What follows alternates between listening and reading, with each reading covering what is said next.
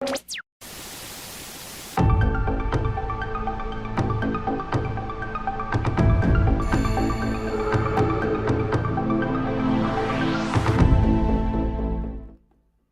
evening, everyone. Welcome to tonight's watch party for Flatliners. As always, I'm Andrew, and tonight, of course, I'm joined by Dom, as usual. Welcome, Dom. Hello, everybody. Okay, well, just while I sort out a little technical gremlin on my side for 2 seconds, thank you, YouTube, for being a pain. Can I see the chat? Can I see the chat? Let me go back to the live chat. Oh, this is a pain. I've got to see everyone who's joined us tonight. Here we go. Here we go. Right. I can see in YouTube we've got Helifino and James Hellier at the moment. I know Ms. Swift is away this week, so joining us later. I can see over on Discord we're joined by some amazing friends too. Oh, by the way, get the film about 5 seconds in where it says Columbia Pictures with the woman holding the torch up at the moment. So I can see over on Discord, we are joined by Mad Matt, Alex Peacock, Mr. Furzel, Plutonium Shaw, showing his cool laserdisc. Also Sharon, Eric, Brainwire, Calbot, Edward the Black Prince, Phonic, and there we go. So, yeah, and Alan S1. Okay, James, it's just where about 5 seconds in where it says Columbia Pictures with the woman holding the torch up. Dom, when did you first see this film? I think I first saw this film, and it's my first and only time seeing the film that I can remember, in like the early 2000s. Mm-hmm. I know my mum was going on a huge Kiefer Sutherland kick, and we were watching a lot of Kiefer Sutherland stuff. I think 24 was about to come on the TV, and I was watching a lot of old Kiefer Sutherland films, and this was one of them.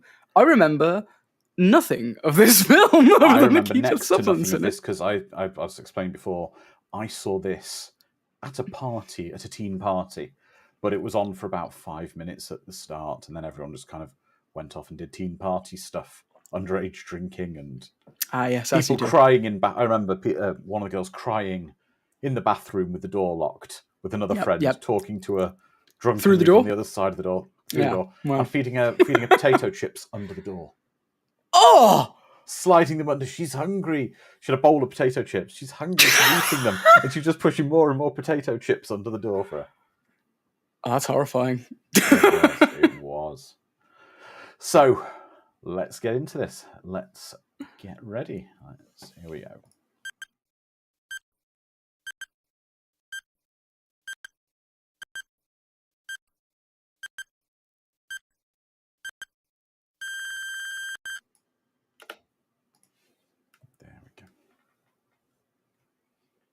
There we go.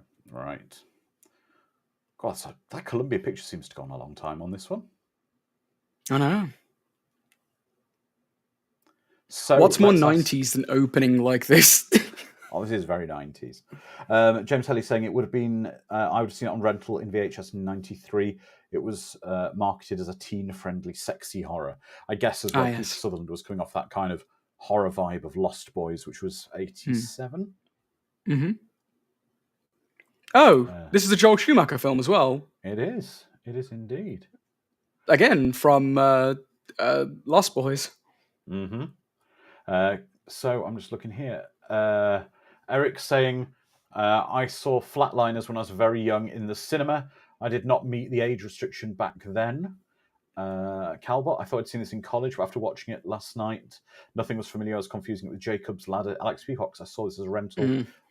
First on home video, weird for a 10-year-old.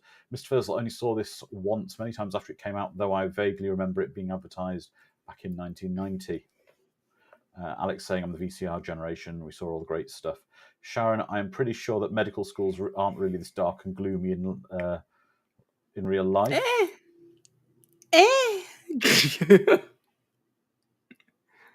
Well, exactly, James. It's another Schumacher sexy star ensemble film. He loves a sexy star ensemble film, with starting with St. Elmo's Fire.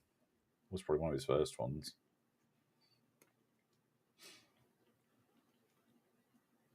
Hell if I know. Any idea how medically accurate this film is?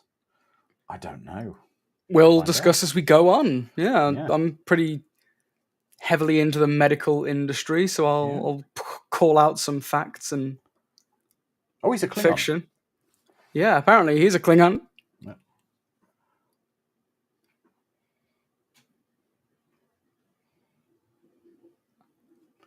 First the damn graboids, now this. That's an awful hospital. It's such a... It's dark. That's the main problem.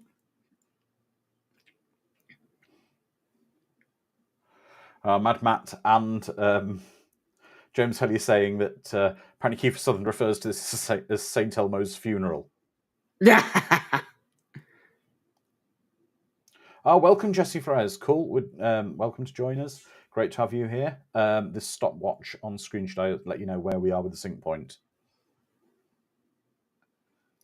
Ooh.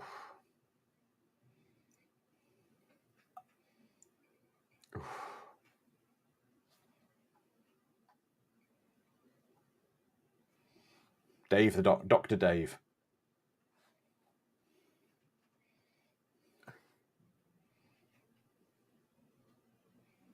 Yeah, what the hell was he doing? I don't know. You find out he's actually the guy from the canteen. Well, yeah, that's what I'm concerned about. He just took a scalpel and cut this person open. Like, why? Yeah. So, I'll take off as well from you guys any weird, creepy, medical stories. Medical stories you've got as well. Oh wow, Jan de Bont was the director of photography on this. So 90s. We're talking Joel Schumacher direction and Jan de Bont working together. Has anyone actually ever been resuscitated? Has anyone flatlined? No, but I can tell you what happened with me in a recovery room after my surgery. Ooh, go on. Well, I don't know if I think I've said before, my foot was crushed when I was 21 and I had surgery to put my foot back together. The ladder incident. That's the one. I woke up and I had the side effect that people often have after, basically, well, a bit of a two-pronged thing. When I wake up, I don't ever wake up gradually or slowly. Even to this day, when I wake up, I'm like on. I don't gradually wake up. So as soon as I'm on, I'm like that. After my surgery, I woke up from the anesthetic with a common side effect of where I didn't have my memory for a few minutes. Fun. Oh, did you Hulk out? Did you get crazy and attack people? Took 4 nurses to hold me down.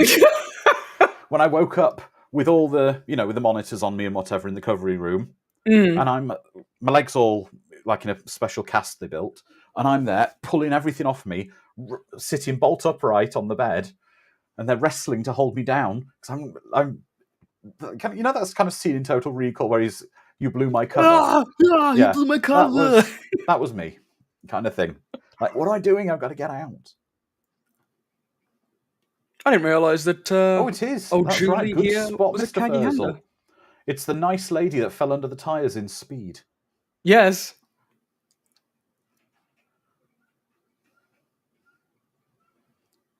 Wow. So I've died a couple of times actually. I've needed resuscitation. I got better. Yeah. One of them was at the Vatican. I collapsed due to a diabetic attack, and I needed to be resuscitated in the hospital. So yeah, I have experienced what the Flatliners have experienced, though I'm not sure if I've brought any demons back with me. Probably. Yes. Probably dumb.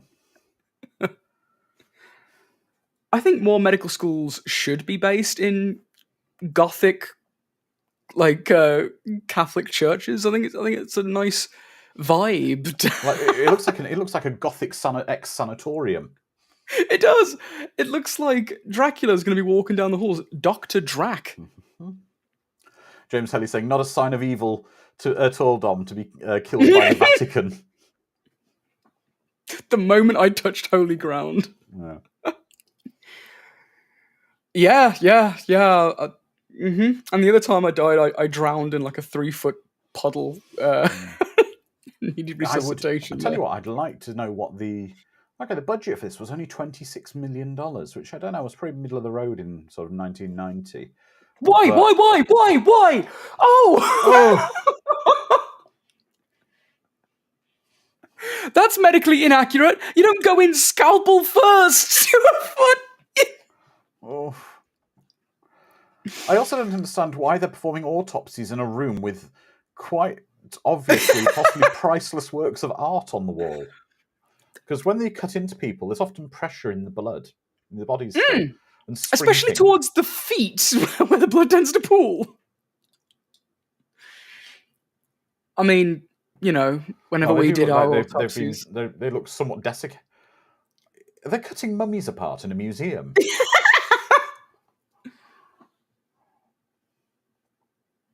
Oh yeah, those organs look horrific.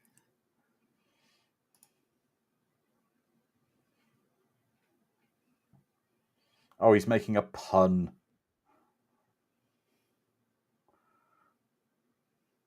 Yeah, Alex, exactly. He's saying in no way is that room refrigerated. No, it will... No.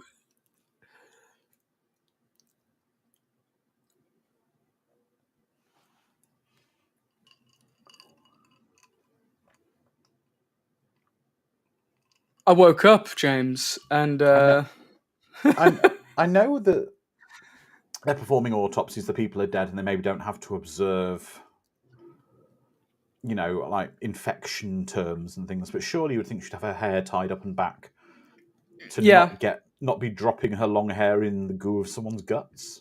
That's normally standard procedure is to wear a medical hat and gloves.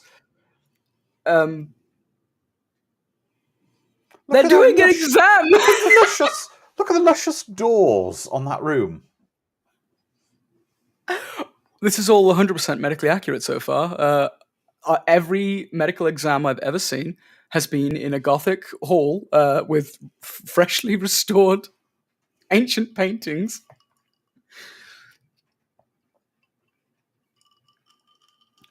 Well, obviously it's been messy because look, they've taken off they've gone in the what? They've got a locker room with showers. Ah, that's true, Edward. It would mean she wouldn't look as pretty. Why is the Starship Troopers autopsy scene more accurate than this?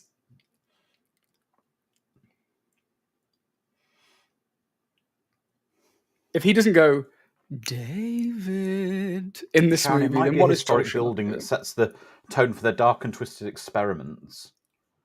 But you'd expect that the room that they cut the dead bodies up in isn't the gilded banquet hall. Why is there a bungee cord prepared and ready for He's got proper abseiling equipment.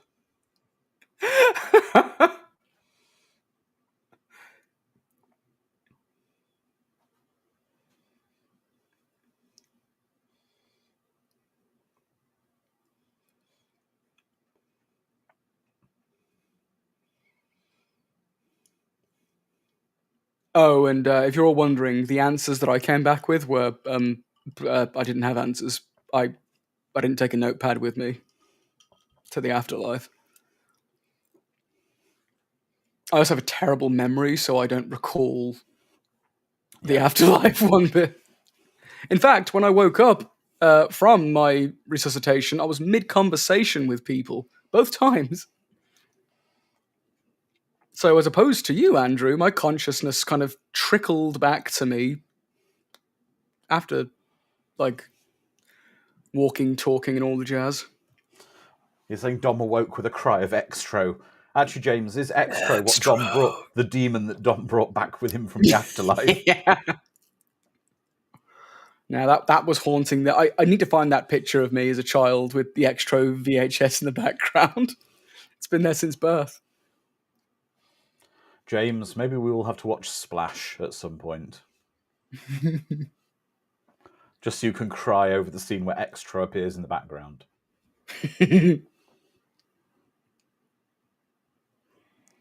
I do like the warmth of this scene. Like, you know, it's a cold day because there's fog and smoke everywhere. Feels like St. Elmo's fire. Hell if I know. I was about to ask the same thing. Where did they film this?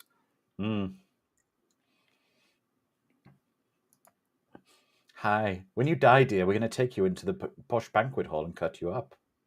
Yeah, where we do all the medical exams in front of all the lavish artworks.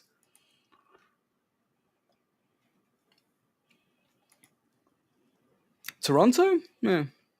Let's have a look.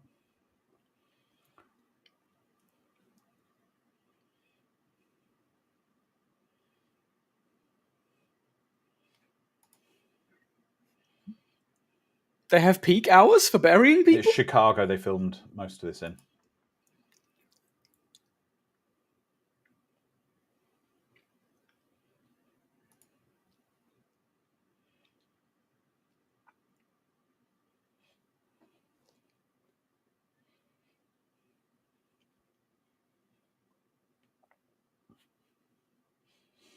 That's right. Horny students, they screw in really cool apartments. Mm-hmm. Great lofts. Yes.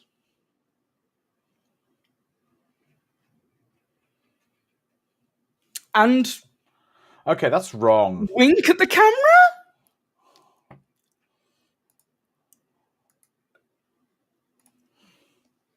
This man is so self-obsessed. Looks at the camera. Hang on. This is the same Baldwin that was in Sliver. Oh? This is Billy Baldwin, William Baldwin, who was in Sliver. So is William Billy? Are they the same Baldwin? I believe they're the same Baldwin. But this is the same Baldwin who was in Sliver, which is a film predicated around hidden cameras recording people doing things. Is it? Yep. Exactly. James is saying exactly. Typecasting. He then did the same thing in Sliver. 3 years later. Oh, I was thinking of Slither from the 2010s. Sliver. Yes. I was like, where's Billy Baldwin in that? No. Sliver.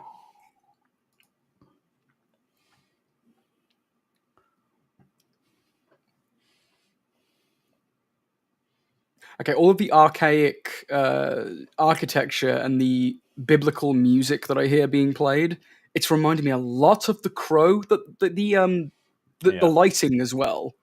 It almost seems like a comic book movie of the 90s, like the way this is shot and lit. I mean, look at the red lighting here. You can see Schumacher's... Oh, definitely. Oh, yeah. Thank you, Mad Matt, for being on the same bandwagon as me. I mean, does this actually have the same... Does he use the same cinematographer as in... Batman and Robin. Yeah, does he? I mean, does he... Let's have a quick look.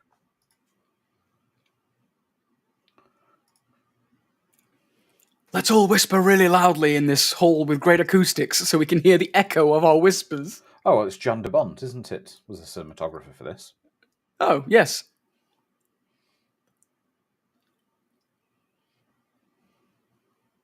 We're going to see some serious shit.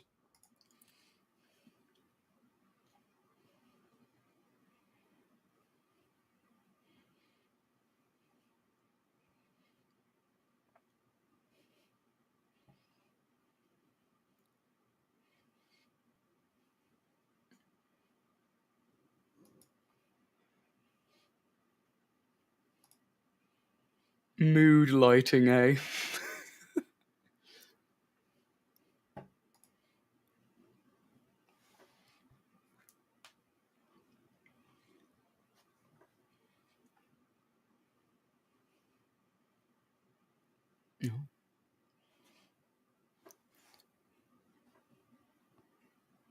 I'm sorry, why are you using such a ginormous hypodermic? Isn't that hypodermic the kind that they use for, like, flushing things out and things that size? Yeah, You wouldn't inject that much fluid into an individual. No. For a procedure like this, killing someone, I'd recommend a drip, if anything. Like, you have saline fluid constantly pouring into the body, and you just inject into the drip, rather than a comically large hypodermic straight into the heart. I have a hypodermic that large I use for injecting marinade into meat. Yeah, exactly.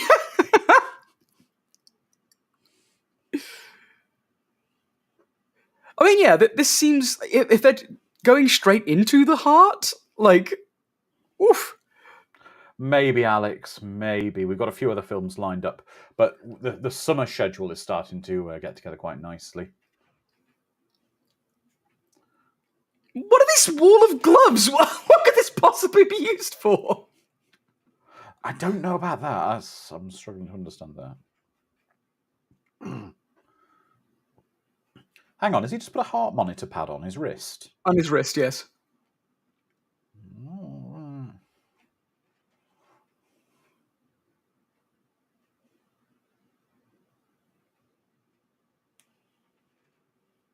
You already have an apartment. No, is saying you need a strong needle to get through the heart, right? Yeah, the needle needs to be, but you don't need a giant hypodermic syringe behind it, because the needle is separate from the syringe. Why so many heart monitors on his head? Oh, they're trying to read. Possibly they're reading brain activity. Yeah, I imagine they would be. I'm being facetious at this point. But I don't think you'd be wanting to read brain activity while you were going to use a defibrillator on him at the same time. You can't repeat your first thought for the wall of gloves in polite company. What is this that they're filming on? Oh, it's a classic old Sony camcorder. Are they always like black and white? Well, Mad Matt's saying, is he going to tape over his makeout sessions? No, he's got separate. He's got them all lined up on the wall, hasn't he? Yeah. Dated and everything.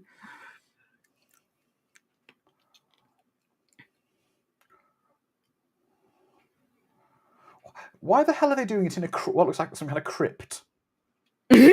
Where better?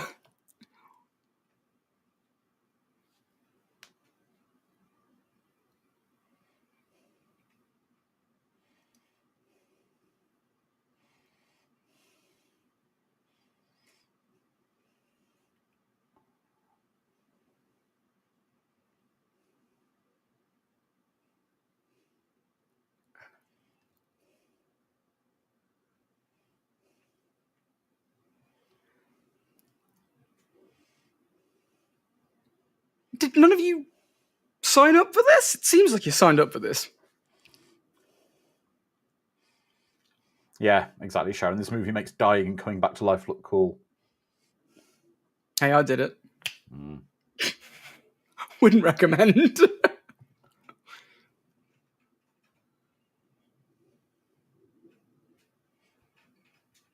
Hang on. No, that's not right, because yeah, it takes a few minutes. Well, it takes what? How long with that oxygen? it's between 3 and 6 minutes for your brain to die. Mm. Also, when someone's brain dead, they can't be brought back. Yeah. Yes. You can't bring people back from brain death. That's the whole point. It's you die because the rest of your body's gone, but Least of all, from restarting the heart, could you bring someone back from brain death?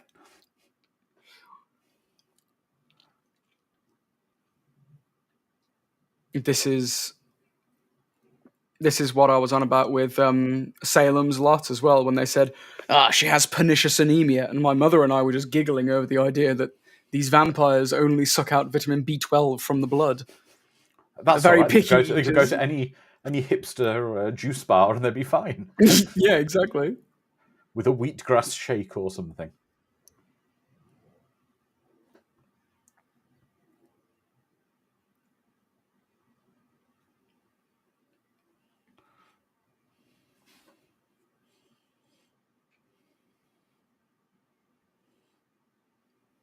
If I didn't know this was a Joel Schumacher movie, this would have given it away. It's dying really nicely shot, though. It is. It's gorgeous, and the music, the funky, vibey music that's coming in as well, is just very late 80s Joel. Oh, and the guitar. The bit of rock guitar. Yeah.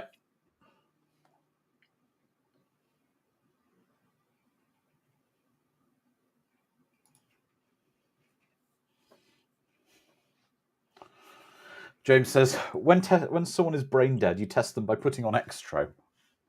What is And that if they don't feel nothing... James, is that if they don't try, their hand doesn't lift from their deathbed to try to turn it off? Oh, look, it is going into a drip. Exactly. Okay, I take it all back. It's 100% biblically accurate. There we go. That's a good question, James. What's everyone's favourite Joel Schumacher film when you can't say Lost Boys? Oh, Smeg, that's not fair. Can't say Lost Boys.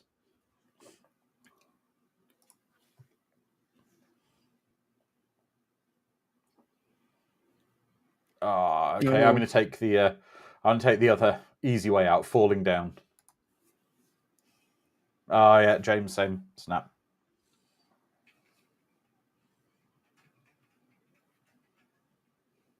All right, Lost Boys. Yeah, Lost Boys.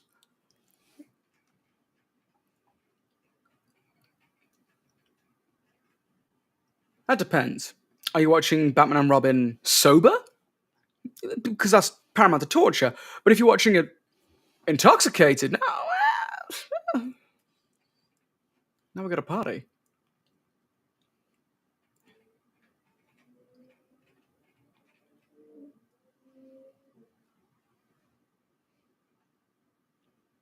I swear, somewhere someone has done these experiments in great detail. Oh, I'm sure they have. And their names probably rhyme with the Martsies. Oh, this is so St. Elmo's Fire right now. Synth music and them all having a celebratory kind of walk together. Yes.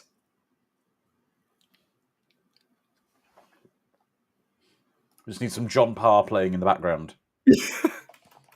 Up the foggy streets. You can tell we're just exiting the 80s here with this.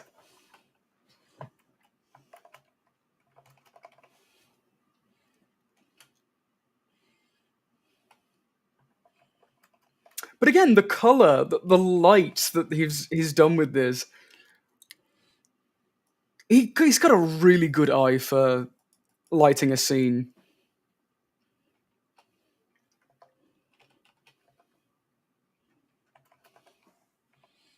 He could have sent them to the bar from St. Elmo's Fire as a celebration. And that would have been a great way of linking his universe together. The Schumacher verse. Oh god, yeah, with Gotham just down the road and Santa Carla not far up the road. Well, other side of the country, I guess. Yeah, James, it is like lighting for a commercial or a pop music video for sure, but it's visually pleasing. And with such pretty actors and actresses, you want them lit well.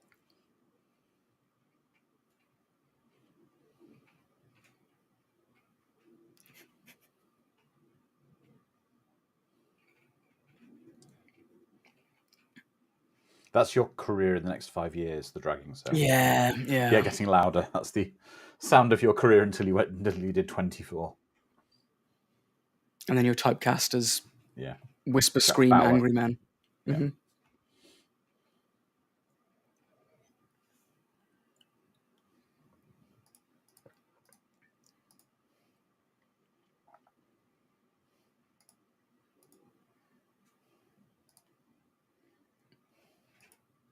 The Incredible Shrinking Woman is a great, fun time. Was that a Joel Schumacher movie? Huh.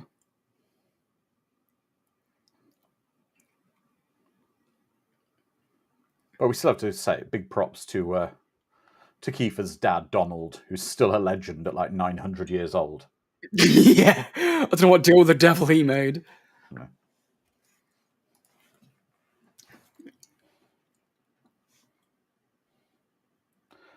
DC Cab had Mr. T in it, Mr. Fursel.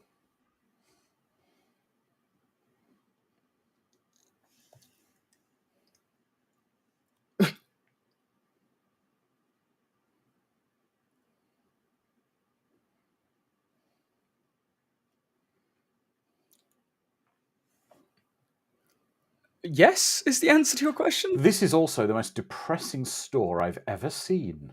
It is really depressing. I mean, what's the smog being like erupting out of the ground? Well, does Chicago have a central hot water system for the city? I don't know.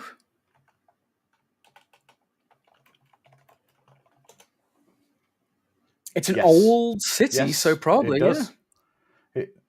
It doesn't have the full thing. Okay, that's okay. It's reading here. New York has it through a lot of the places, but Chicago has it in outlying areas such as universities, hospitals, and public housing projects do have district heating. Just checking.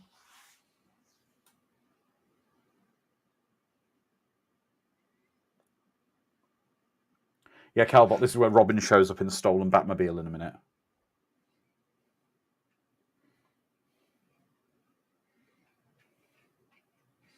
Oh, what is wrong with that poor dog? I'm guessing it's his dog that he lost when he was a young'un. Thanks, movie. Real cool. I can confirm that I have not had spectres and spooks of my beloved lost ones haunt me since my multiple deaths. Eric's saying, and here the visions start. Welcome back to the living.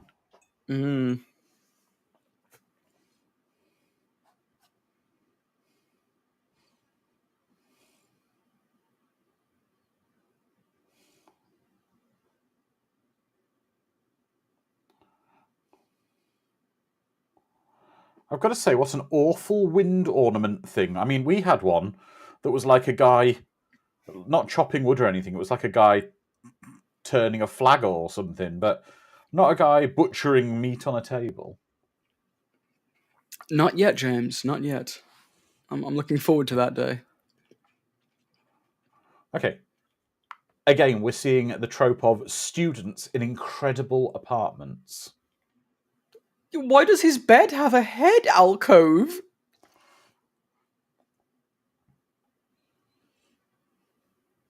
But yeah, these it was the 90s. Everything was cheaper back then. Students could afford these amazing apartments Yeah. with home security camera systems to film their nefarious sexual exploits. Came standard. Yeah. He does have them labelled. Oh, for the you love of Ra. scumbag. Oh, you absolute scumbag. And he's actually drawn smiley faces and things next to some of them. So I think that's a rating system. So Dennis Reynolds was based on this character by the sound of it from Always Sunny.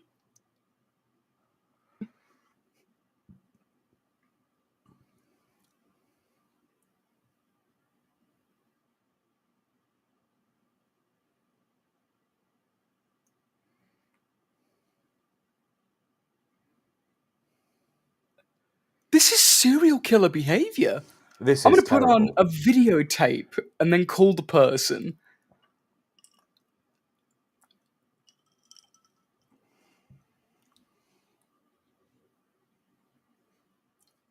You are a manipulative piece of shit, Baldwin brother. Like he probably committed the character's name to memory. It's just Baldwin brother. Yes. Potentially Billy Baldwin. Billy William.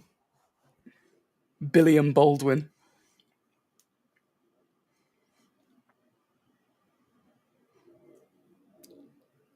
Film night at Billy's house. Oh,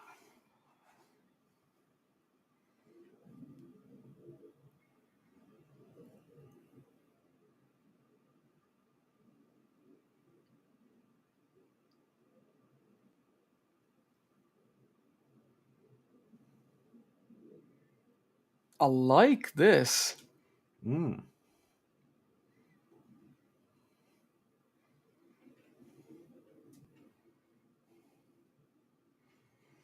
Oh, Sharon's saying, do we all have parts of our past we would like to redo, relive, fix, so they would no longer play part in our present and future? Always. Always. However, as I've got older, I've learned that you can't. As hard as it is, if you dwell on the past, you'll never move to your future. Yeah. There was a large portion of my life where I was completely trapped in the past and focusing on what could and should have been. Yeah. But my life didn't start getting better until I stopped looking back and started moving forward. Yeah. Respect the past, let it guide you and your future decisions, but what's done is done. Exactly. You can't change it. Nope. Oh, they've even got gentle wind and breeze blowing in there.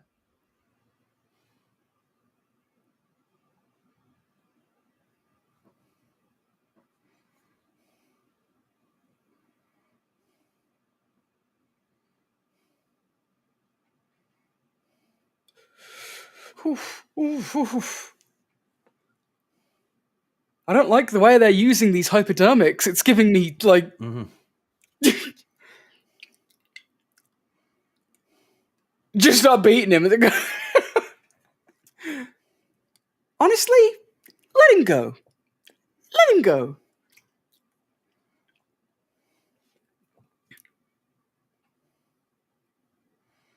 So his afterlife vision is pervy dreams. There's worse places, I guess. At least in here, everything is consensual. Yeah. Now, if they can all just choke him, not in a sexy way, in a revenge way. James, it's not that James is saying, "Hey, none of us like this film, so why don't we just call it?"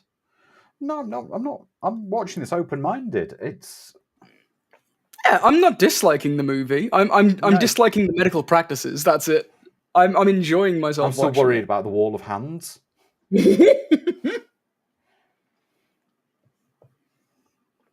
I especially appreciate the concept of this film. It's a very fun idea to theoretically consider.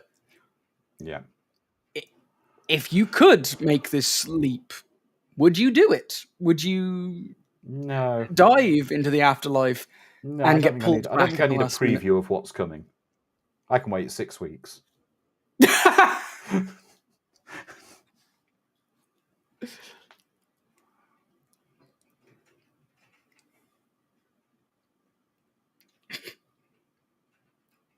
But this is another question.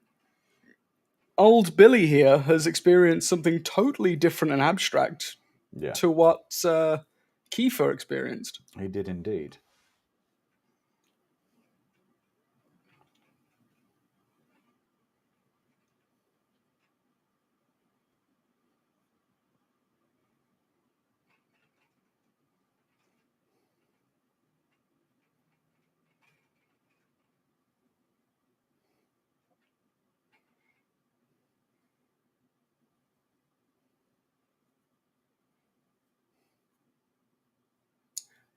Here. Let the young Yeah. do something cool for a change. That's right. Damn those baby boomers. Yeah. No, Gen X here. I've got the cool one. I'm Gen X. Yeah, I'm the generation everyone blames for everything. Yeah. Goddamn Gen Z are blaming us for shit. And No, you're a millennial, Dom, I'm afraid. I know, yeah, I am a millennial. Oh, That's what I'm saying. millennials, Gen Z. Yeah, I'm cool. Gen X. Everyone blames the millennials for stuff. Yeah.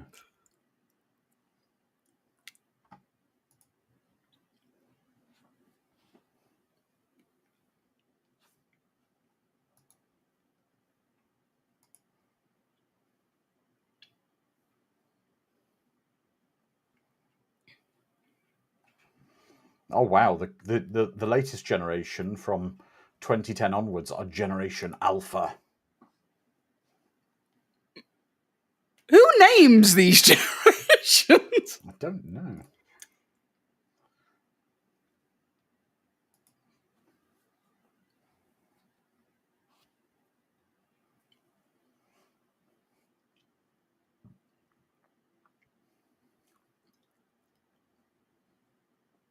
So they're all seeing how long they can be dead for before.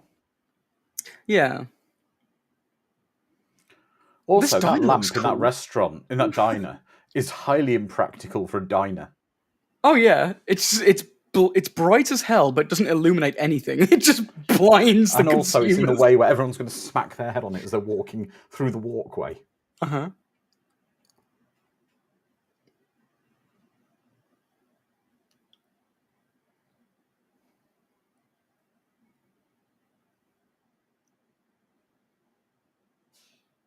It was something around this time, wasn't it, Sharon, that Julia was involved with Kiefer?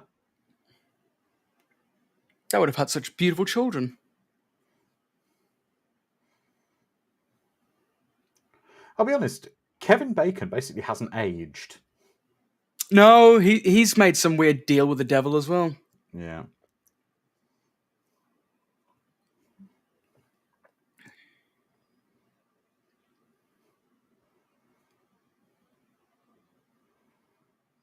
Last time I saw Kiefer Sutherland in a place with this much steam at night, he was dancing in it. Kiefer? Not Kiefer. Kevin. I was like, Sorry, wow. I was getting my actors mixed up. Yes, he was dancing away at night. When he wasn't allowed to. Yes. I thought he made James. a deal. He made a deal. He made a deal with EE, not Virgin Mobile. Yeah.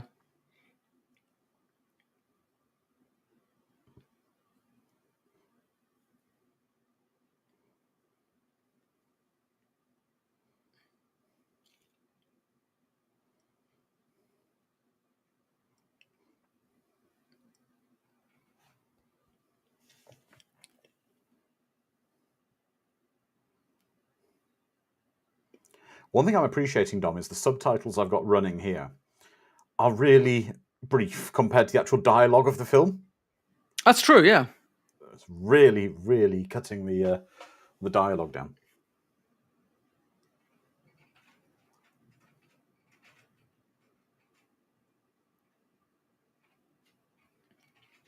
So at the time of release, this was billed as some kind of sexy horror film. Kind of supernatural horror.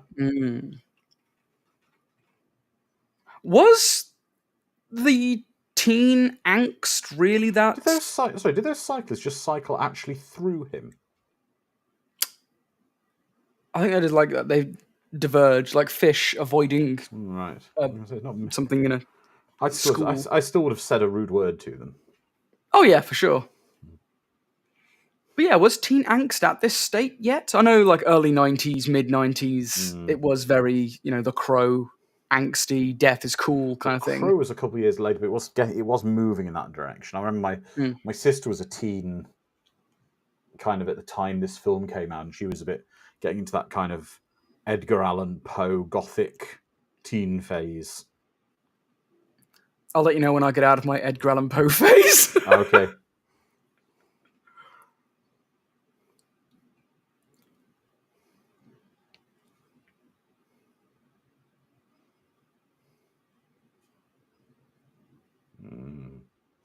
She knows his name. Yeah, because Jacob's Ladder was very close to this as well. So, yeah.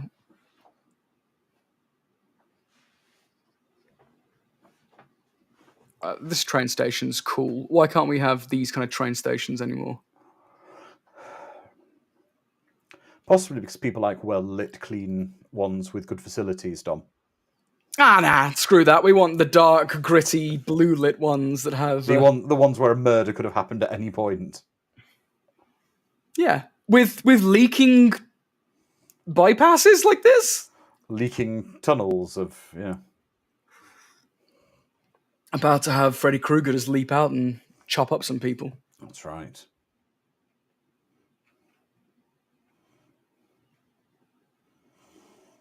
Yeah, but Mad Matt, you're saying about the prepping for Y2K.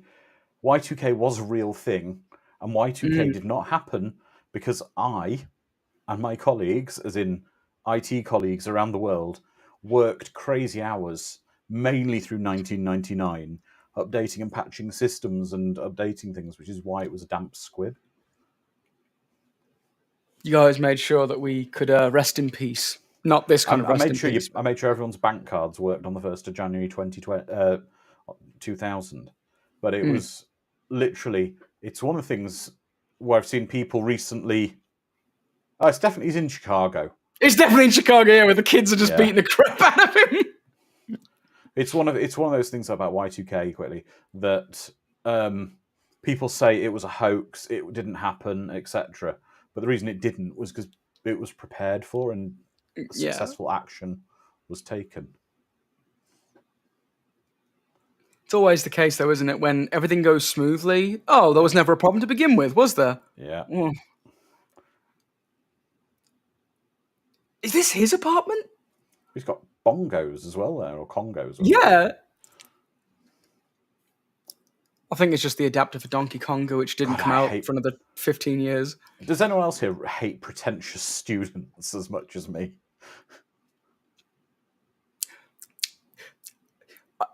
I may be one of those pretentious students, so Don't be one. I'm taking the fifth.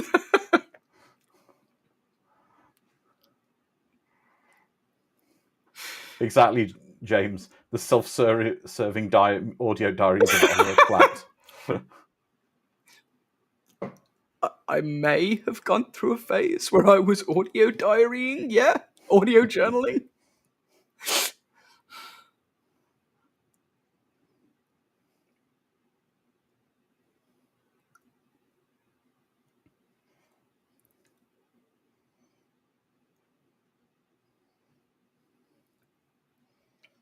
Who else had a university experience similar to this? Well, I didn't go to university for a start. So. Oh, shit. He seems happy. Why are you happy that your porno tapes are being leaked?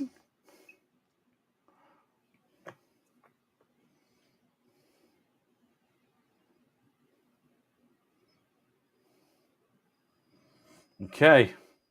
They've released them as the Domcast. I guess Phonic, it is a Halloween movie. It is. Ow. Oh.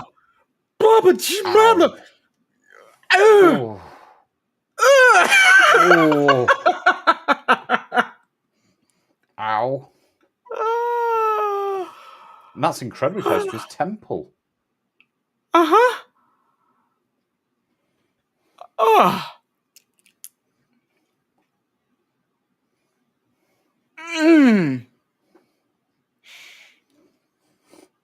Michael.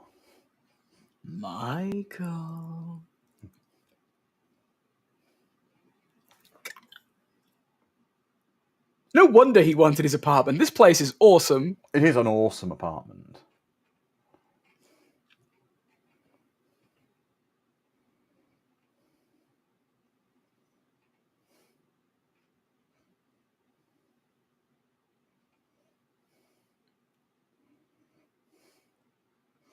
So he's just apartment. He's just running to the other wing of his apartment. I was about to say, an apartment you can run through on a student budget?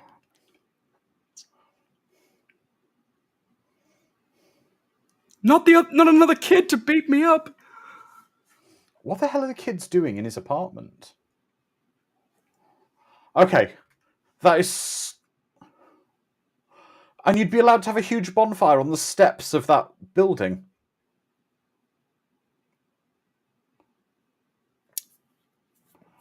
This may be the most Joel Schumacher thing ever. Yes.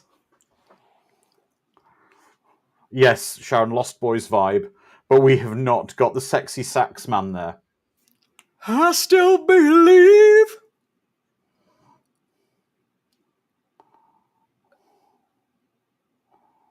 Some beautiful B-roll. Wait a minute.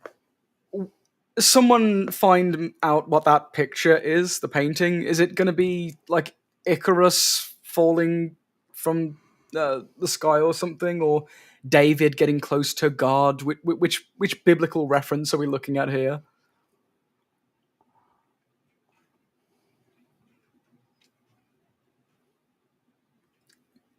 Ah, yes. The lazy skeleton costume. Yeah. The uniform, the Halloween uniform of douchebags. Go look at the Karate Kid for more evidence.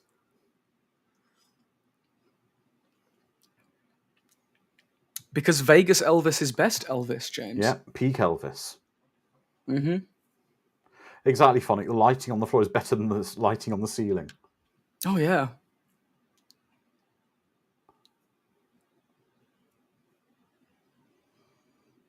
That's a weird mask to be using to be giving someone gas. It seems like they could only get the child-size mask. Because I've seen those masks with people with like sleep apnea and like people who are on oxygen. When I had gas, they give you one that goes to your mouth because the idea is you can take it in better through your mouth. Yes.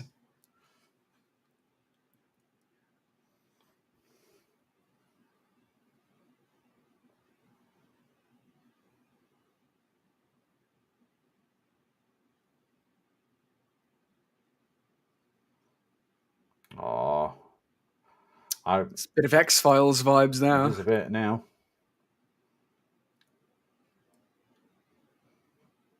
It's now Spaceballs. He's watching. He's rewinding. He's watching the movie. Yeah. Well, I suppose this is playing into the idea that your, life flashes before your eyes when you die.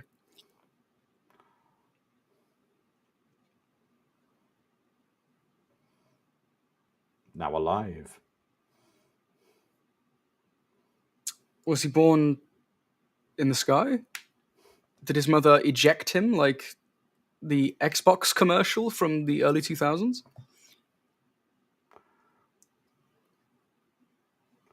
Oh, good question, Alex. Does the scientist Kevin Bacon from this go on to be the same guy in Hollow Man?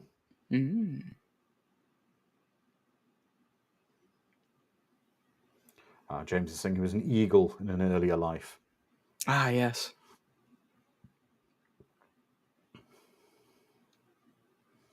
These are some gorgeous mountains. Oh, they are. And if you look in a minute, you'll see the Fortress of Solitude and Superman flying out of it.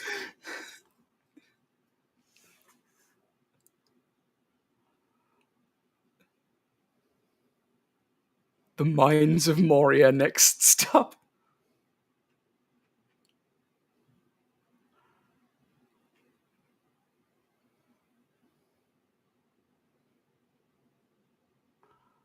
Okay, you've given him actually.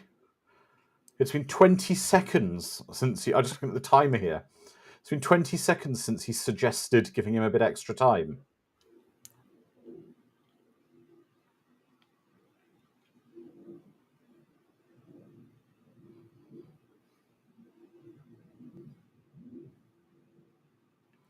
I do like the ambient wind that's just rustling their hair dramatically. Ooh.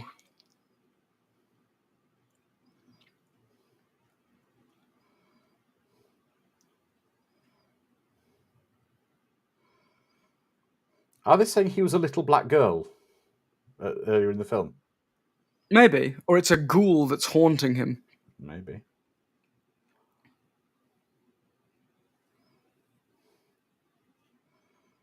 The most realistic part of this so far is that medical students will fight amongst each other to get stuff done. Or to not do stuff. They're such competitive assholes in my experience. Okay. Oh. Lidocaine? Lidocaine? Lidocaine's anaesthetic, isn't it? Yes! Why?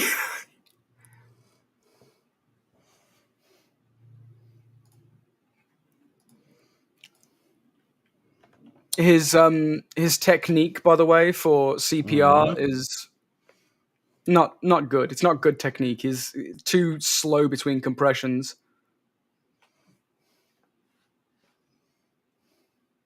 You're meant to compress to the beat of staying alive. That's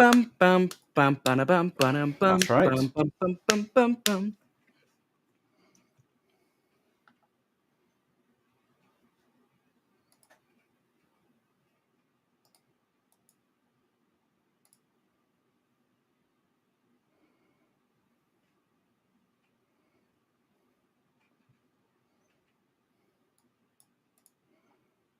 Oh, look, he has a mountain in the background.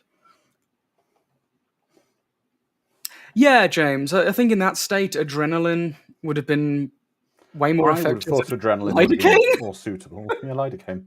He's got toothache, damn it. Quick, numb the area around him. Yeah. He stubbed his toe, get the lidocaine spray out.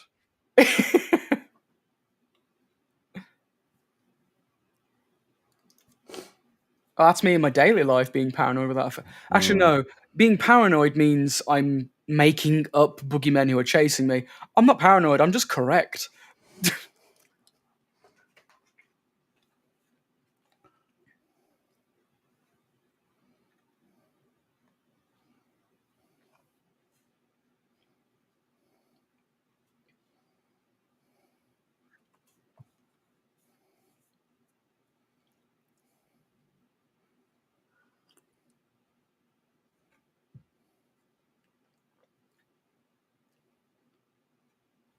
Exactly, James. I'm not paranoid. They are out there to get me.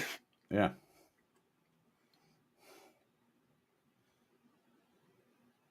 This apartment.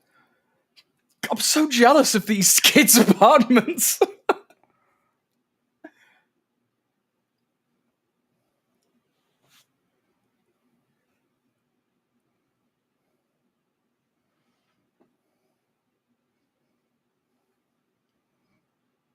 Not really. I don't want to go next.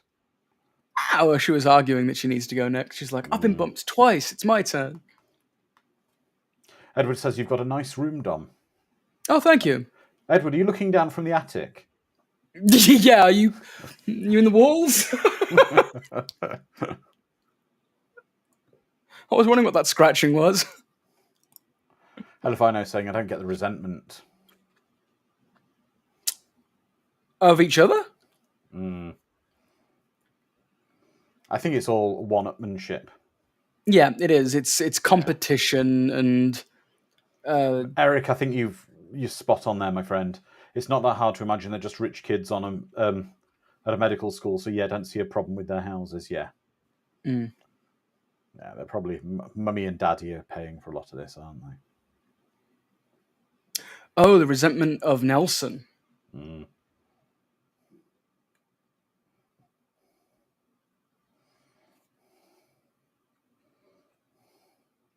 God dang!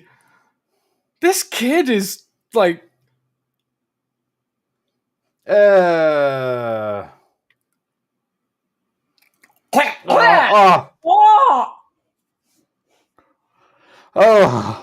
I can take being hit with a hockey stick, beaten up, but not a child with frothy spit going direct into my mouth. Sharon, what is that from? Because that's all that's been in my head since that kid appeared. I want my $2. I want my $2. Yeah, what film is that from? I can't remember. Better Off Dead, isn't it? Is it? Yeah, pretty sure. Yeah, Better Off Dead. Oh. I was literally about to make the reference to it, saying there's a film out there, but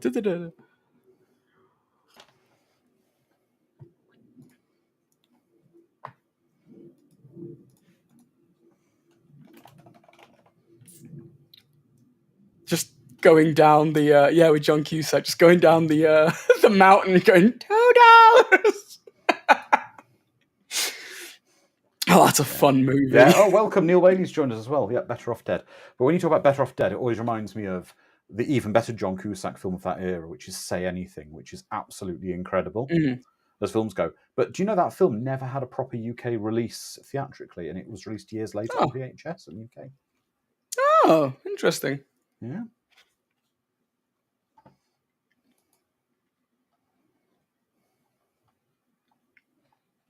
Come on, Kevin, you did it, and you said how cool it is. You can't, kick the ladder down now that you're at the top.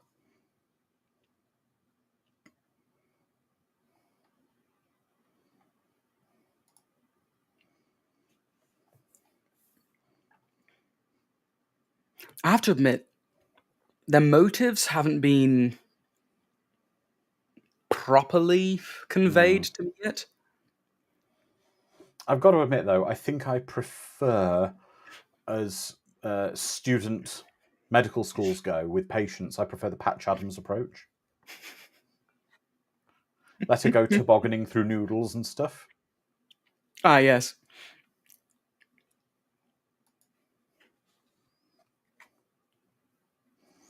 James likes Gross Point Blank. And It's a damn Mad good, Matt had John Cusack sign his $2 bill. I want my $2. $2. Yeah, I think Gross Point Blank might be my favourite Cusack film as well.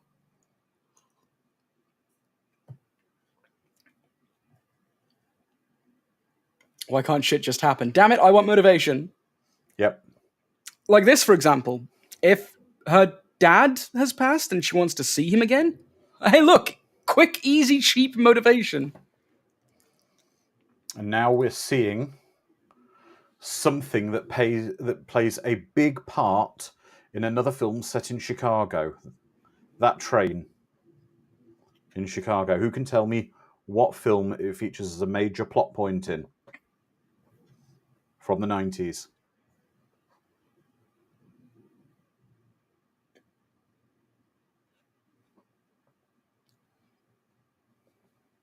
Both good films, Alex. Con Air and High Fidelity. Sharon gets it, The Fugitive.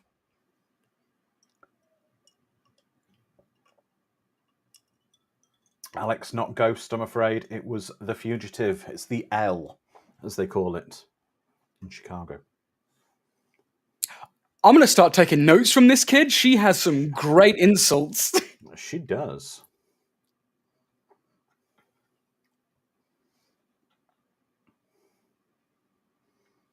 Honestly, if a kid came up to me and made the entire train turn on me and called me all these names, I might start crying. This is brutal. Exactly. James got it as well, The Fugitive.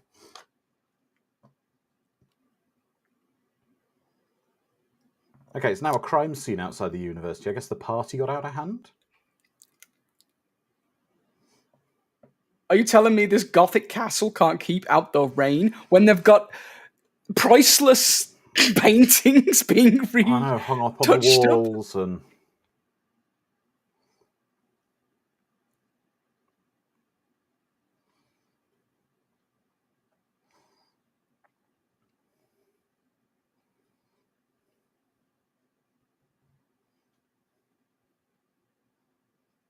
Good answer.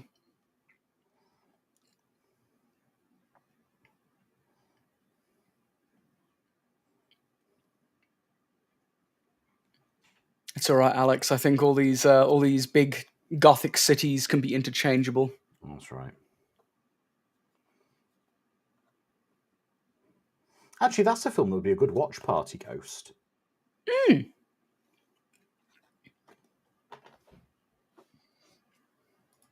And it's 90s. It is. One of my favorite ghost references is from the comedy television program Community, where they have a pottery class, and the one rule is no ghosting. Exactly, Alex. If that bra has an underwire, that'd be a problem with the defibrillator. That's Just a touch should be... Yeah, and anyone with chest hair would have been ignited immediately. You have to shave people to do a heckin' CPR on them with a machine or defib.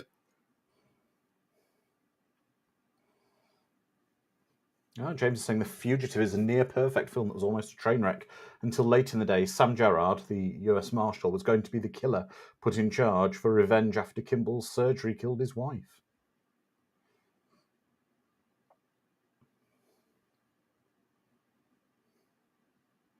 Hell if I know, saying, damn, that would take half a day to shave my torso hairless.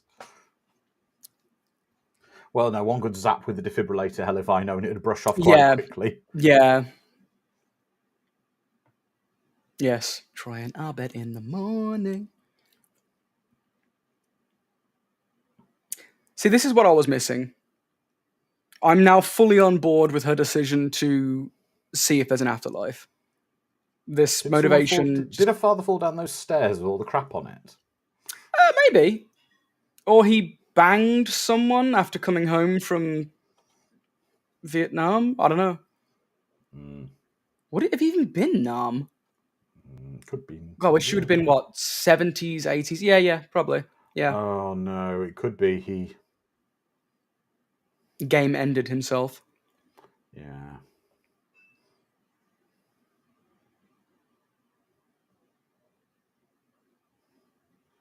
Oh.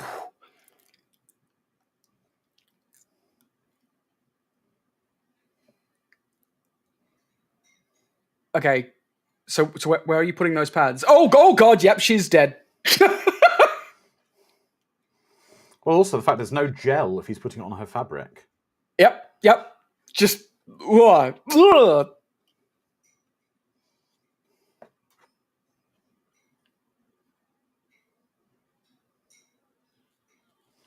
1, 2, Freddy's coming for you.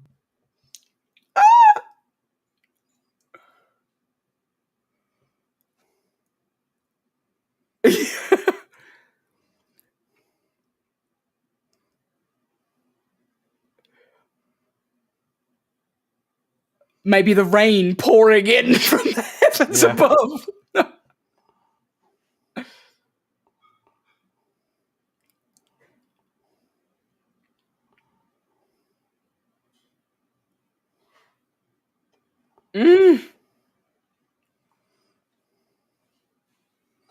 So, are they implying her father was maybe a drug addict after the war? It looks And he like went it. outside and shot himself. It looks like it.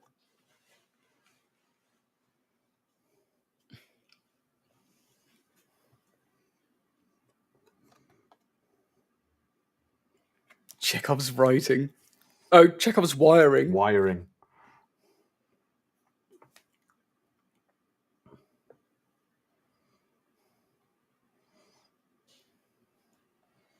All right, what's beryllium? Let's Google it. I'm looking it up. If it's lidocaine, for God's sake, I swear. It's an antiarrhythmic agent. It blocks the release of something or other. Why is it no longer used? It says no longer used by the American Heart Association protocols for treatment of ventricular arrhythmias. Okay. Because it's not effective. Oh. It's concerning it was used at all if it wasn't effective. In theory, it's used for tachycardia. Yeah.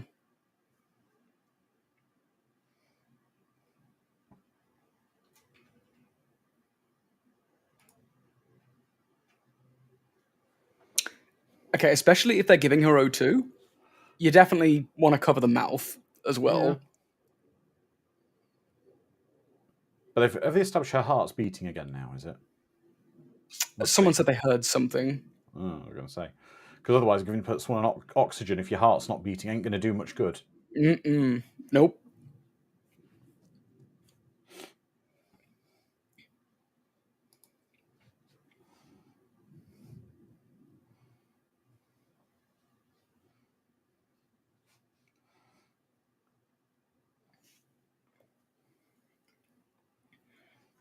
We're an hour and 5 into this film. Yeah.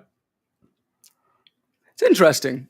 Because a lot of the time I am really okay with a lot of build-up and like not a lot of second act stuff going on. I feel like this should have come earlier though. Like the second act like should have started way earlier. However, it doesn't feel like an hour's gone by. Like it does feel. No, it's a weird. It's messing with my time perception. This film. It's moving. Yeah. It's moving reasonably well, but it feels like it's moving slowly. But it isn't. If you know what I mean. It's a bit. It's evident that it's a slow burn of a film, but I feel like there's a lot more movie to go. If that makes sense. Well, there is. There's. Oh yeah. About 45 minutes ago. Neil Whaley saying, I could have sworn this film came out in 1987. That would have been Lost Boys, my friend.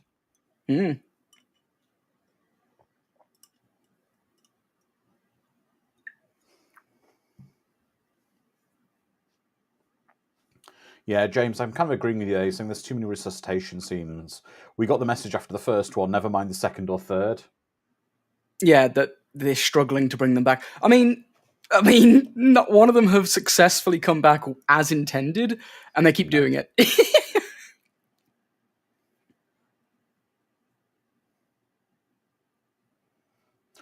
The music in this film's quite sparse. It is. It's more ambient, flowy, lulling music. Do you think they told Kiefer Sutherland he can smoke in any scene he wants to? Because he seems to be, throughout the whole film, smoking. I mean, doctors of the time, that's all they did. Mm.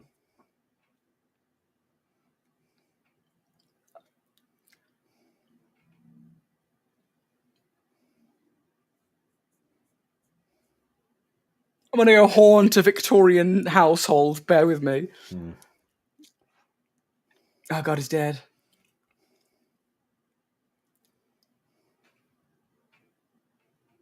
I was only dead for 5 minutes. God. Daddy's little girl, or something like that. Dad just turns up. Hey, you got any crack? This lighting, though, is beautiful. Oh, it's really nicely shot. Oh, it is. Daddy's home. Is his head going to be twisted? Holy. No, it wasn't. No, it wasn't. He fell down the stairs and killed himself. He ran out to the truck and shot himself.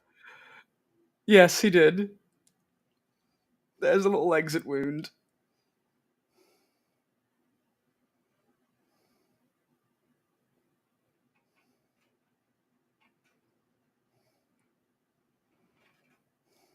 Can't let that little shit get back in and beat me up again.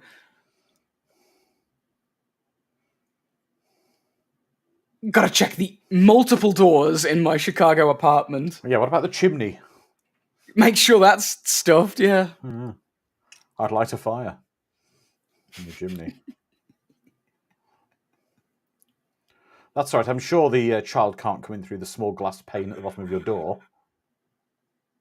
Billy Mahoney? What is he, a Stephen King villain? It's me old pal, Billy Mahoney. Called him the hockey player. Her apartment as well! As Billy got older, though, he joined the police academy and had a bit of a career. It was very funny. Mahoney. It was very funny. Well, it started off funny. He gradually got less and less funny, and then became then he became more of a tortured soul. Oh God, he's wearing a turtleneck now. He's become pretentious. Oh, he's reading a book on the philosophy of dying. What philosophy? Well.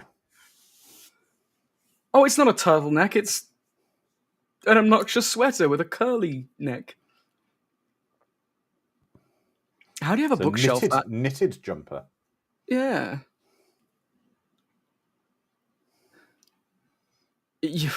Yeah, you're right. Bacon can wear whatever he wants. He's way too cool.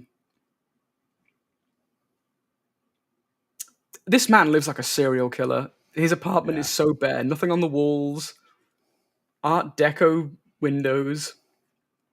A single desk and lamp with probably an anime figurine there. Yep, definitely a serial killer. Needs to cut his toenails, though.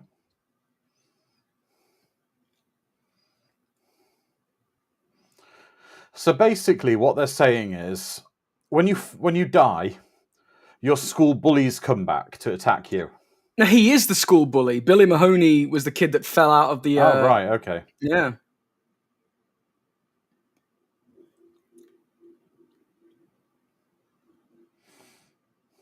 Damn, Billy.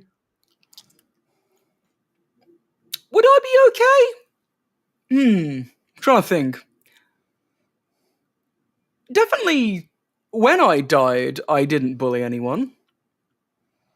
The second time, I think I did, but I was one of many. It wasn't. I wasn't like purposefully bullying the one kid. And besides, the kid deserved it.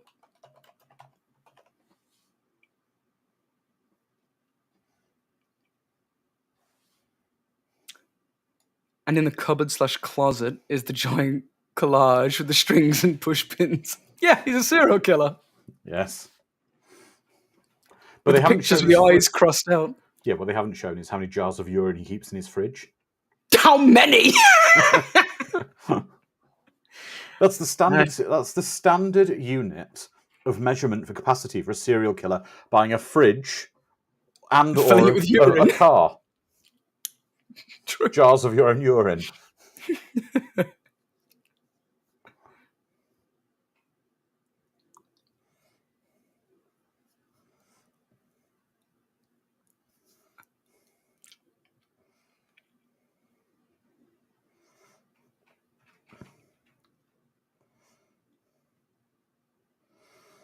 So what the message of this film is: if you bullied someone and you die and come back, you're in trouble.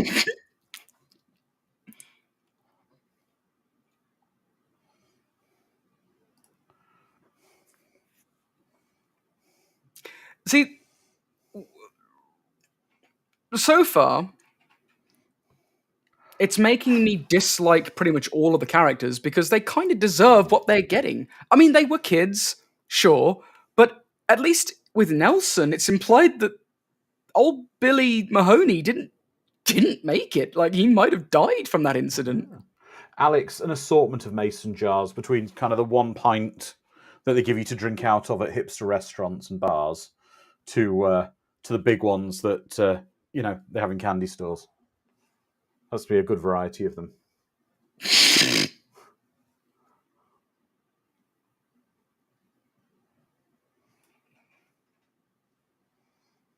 Good. Hell if I know. Say maybe it's making rich entitled kids feel more humble. Maybe it's like a life lesson. Maybe it's I don't know.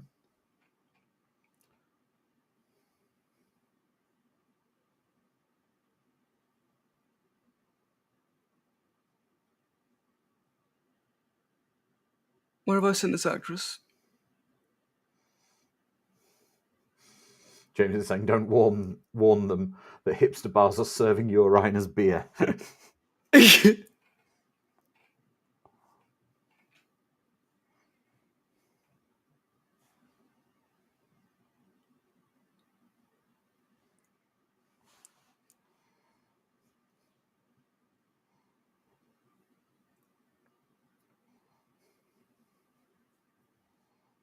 Man played the field, you scumbag.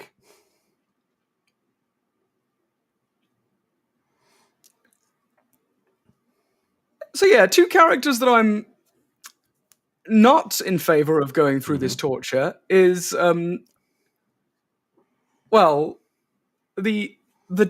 documenter of the gang, who's clearly the writer, and Julia Roberts. Like, she didn't seem to deserve what happened to her either. No.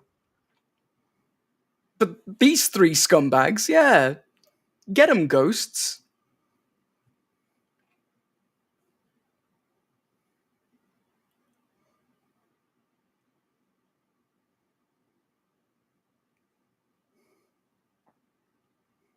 It's always that scene, or is that just his move? Like, does he always just look back? I think so.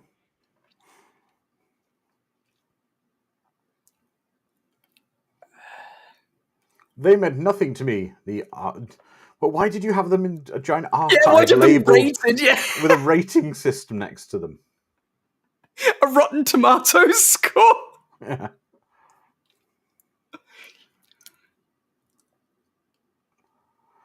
I will be fair. She's a far better person than him, and it's not the fact that he slept with the women; it's the fact that he disrespected all those women so much. So she's a much better person than him. Of course she is. And what you're saying is 100% accurate. How the hell can you have a marriage when...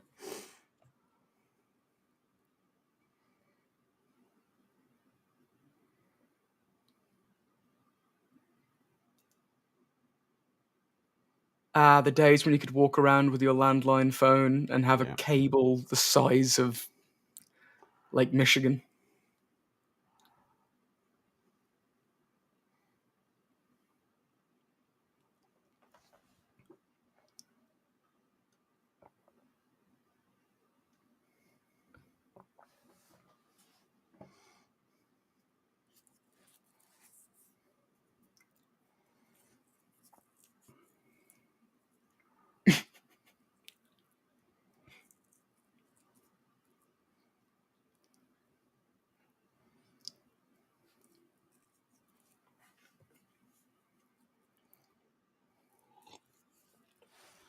Take out the tapes and he's just a player. I mean, a serial adulterer. Yeah. Yep.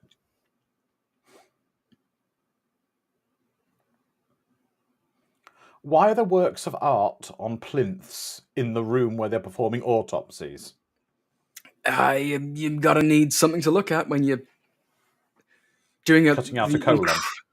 Yeah, the incredibly dull and uninteresting task of performing an autopsy.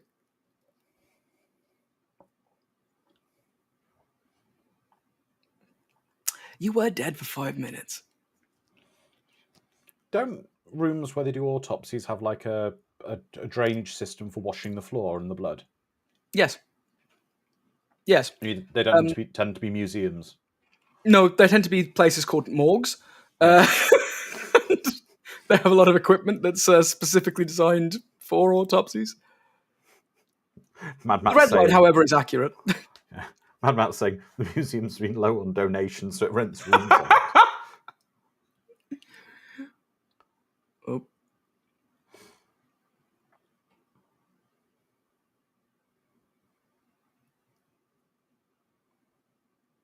You see, now, I would like to have known more about her father. I don't know if we're going to get much more about it.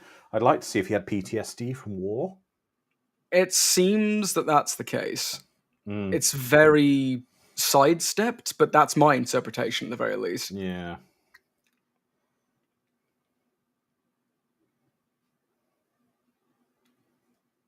Exactly how if I know. He's the only one with a lick of sense.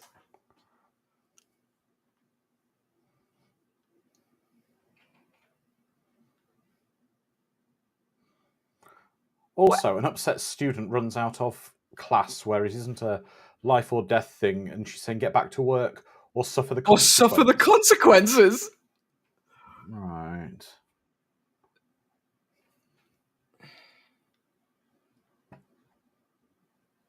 Yeah, Sharon's right. Yeah, an autopsy room in a medical school is always sterile and very brightly lit.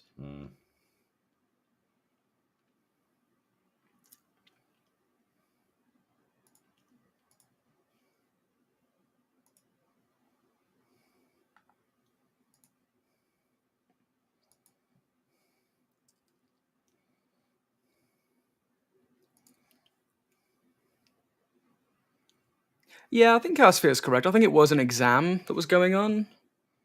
So if you leave now, you're going to forfeit your exam. But I mean, welcome PTL 360. Hello. I do support Billy Baldwin's decision to go after his friend who just fled in clear distress.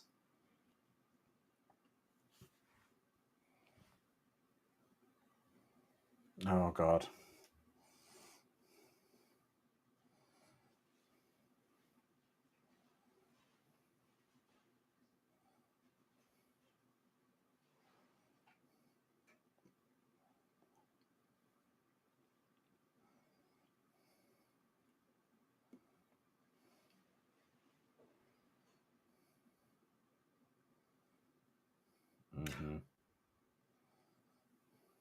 PTL 360. Yeah, it's an interesting concept, and I would like more concepts that dive into philosophical questions and turning them into horror films like this. I've had a similar thing to this, but not quite, which is I've had people from my school try to reconnect with me over social media. And there were people who were absolute scumbags to me in school.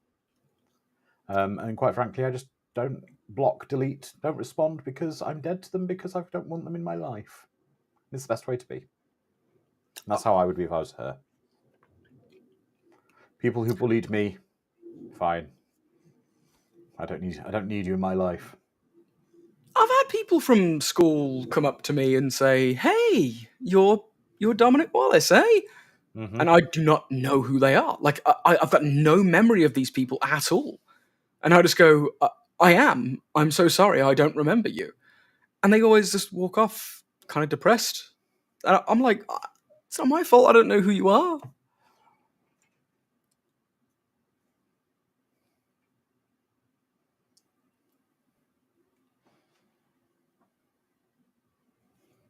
Exactly. Chanting small talk from your bully.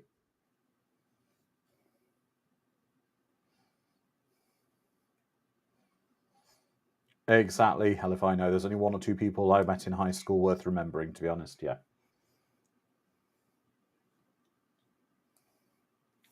At least he's trying to make amends. Yeah, but she's saying it's so long ago I don't remember. You do remember.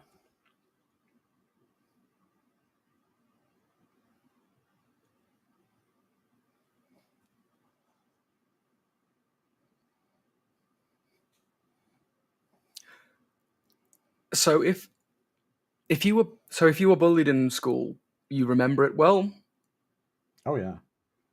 and if it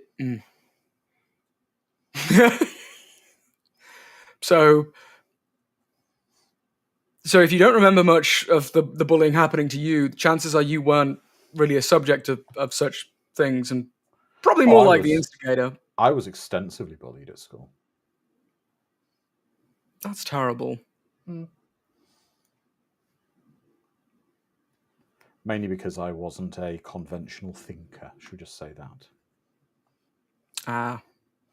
Communist. I see how it is. That's right. That's right. That's right. Oh no! Fog is emerging from the woods. It's always a good sign.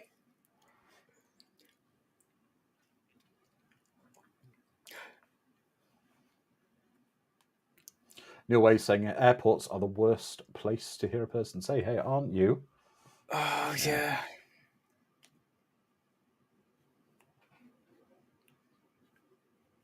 That's a good daughter. Strange man comes to the house, and she runs and gets Dad. Yeah. James Helly saying not just fog, horror film fog. That means it's acid fog, doesn't it? Or creatures from the mist are going to emerge. Sharon, from the bullies that I've spoken to when I used to try to engage them, in their minds they justify it as it was boys will be boys, or a bit of fun, or we were kids, it didn't matter. And they try and look back on the past with rose-tinted goggles. I think I may have applied some of that logic to these kids in this film today, and it's oof. Oof. Yeah, that's right, James. It was just a lark.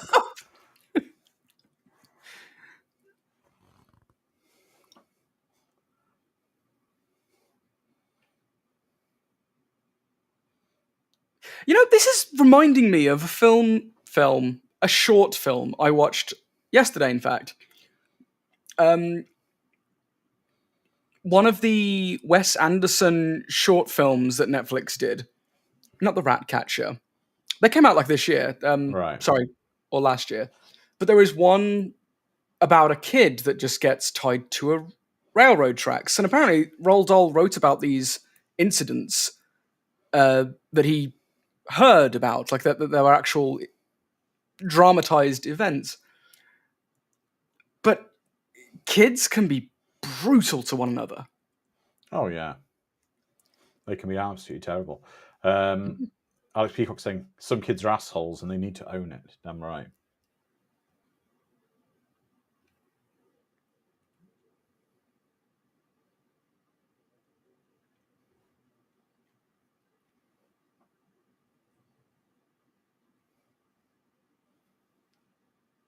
Yeah, it's the Henry Sugar stuff.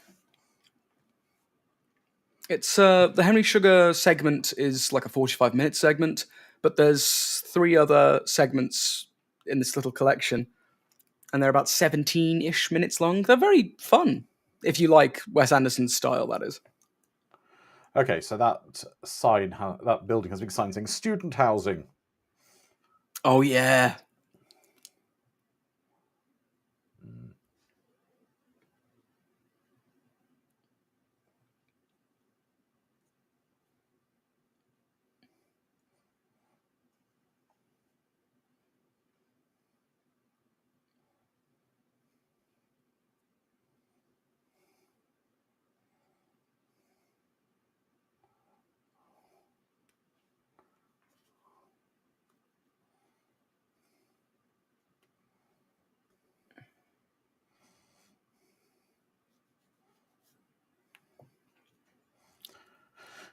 I think Oliver Platt's Steckel just needs to go. Yeah, I'm done with this. I didn't go die and come back. Mm-hmm. Yes, exactly, Alex. It's student housing like this that makes them $400,000 in debt.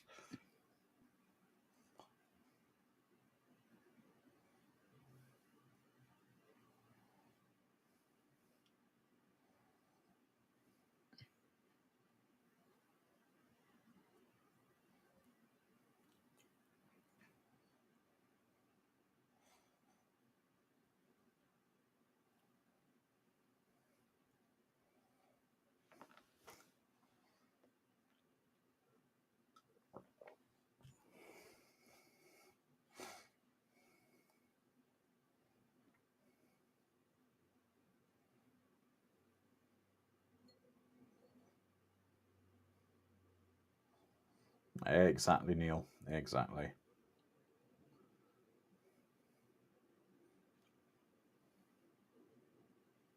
Because he's kicking my ass.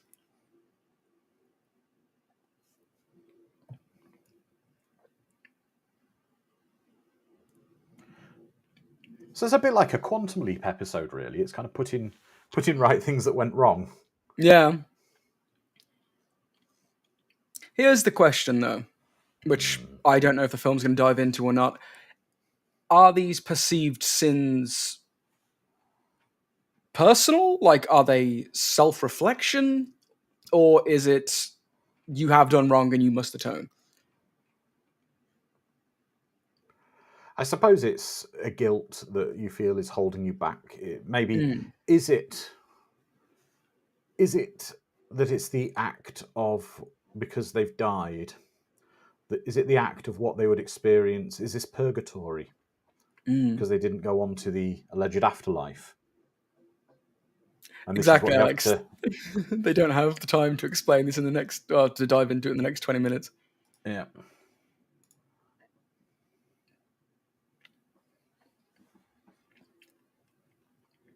Especially certain people of a certain mindset. I hold myself very accountable for this.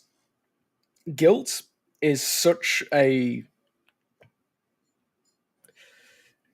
drastically corrosive thing. Like you find yourself being upset at yourself for an action you did that hasn't affected anyone else, but then you hurt yourself again and again and again and again because of this guilt. It's insane.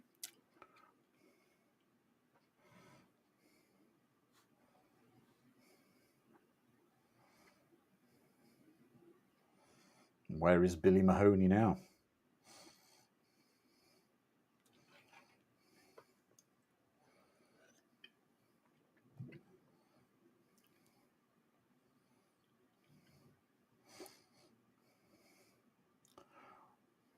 Just a junkyard dog. Mm.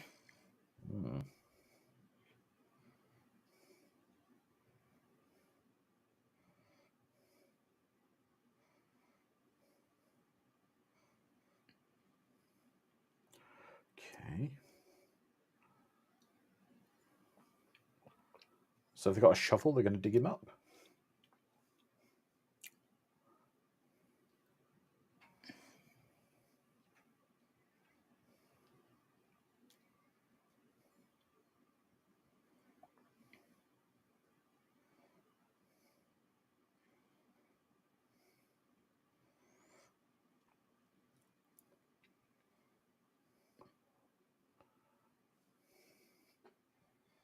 Billy's got a big old tombstone. Just like the rest of these rich assholes, he gets a big tombstone as well. Right. All these guys with their huge apartments.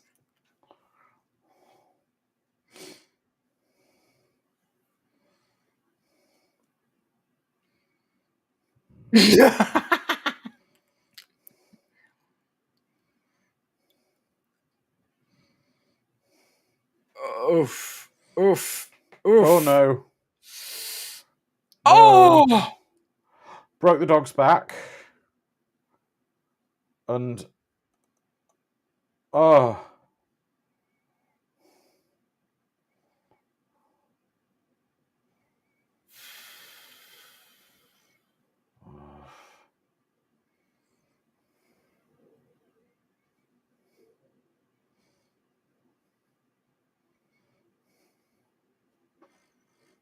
You haven't Alex, really, mate. Exactly, Alex. Yeah, I'm more upset about the dog as well. It wasn't an accident, it was a dick move. Yeah. You threw a rock, several, at the kid. And you were cackling like a Batman goon. Mm. Yeah, where's the freaking bat? And also, looking at when Billy died, it was in the late 70s, so he probably got to see Star Wars and never got to see Empire Strikes Back or A New Hope because they killed him before then. That's... Return of the Jedi. Yes. That's right.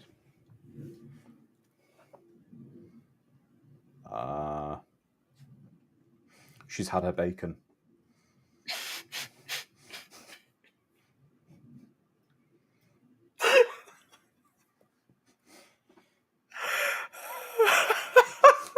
How could you resist saying that if your name is Kevin Bacon? How'd you like your bacon in the morning? Oh, man. Exactly.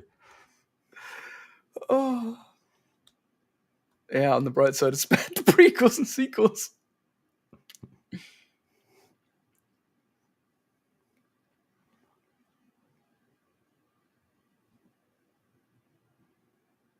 Oh, Sharon, how about bacon for breakfast?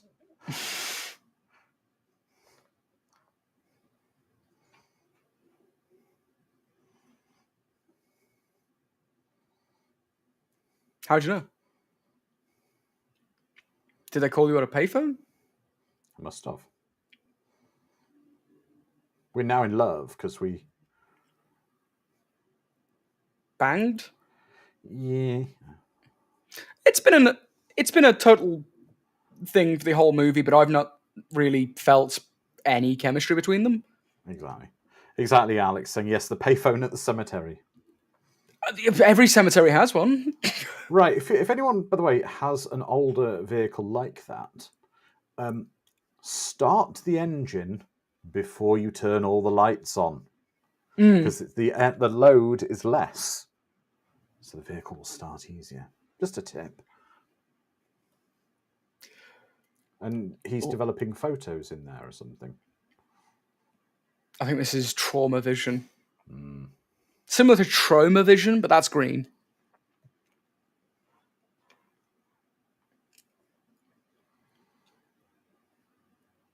Ah, it's the childhood home she's in, isn't it?